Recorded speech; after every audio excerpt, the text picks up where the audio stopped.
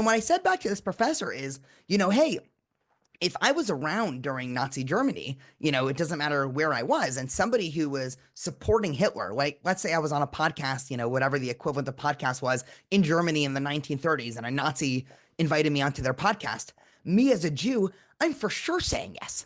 Because if I have even a tiny chance of convincing somebody who can be influential that Hitler and Nazism is bad, I would, of course, take that. I would actually consider that morally insane to say no.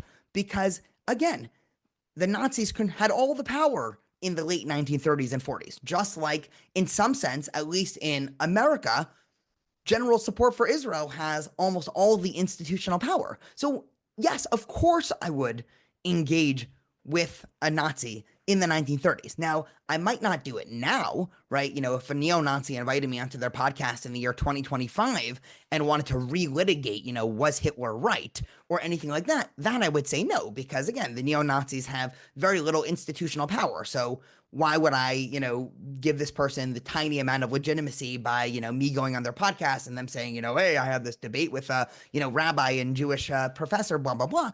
But if they had power, I for sure would.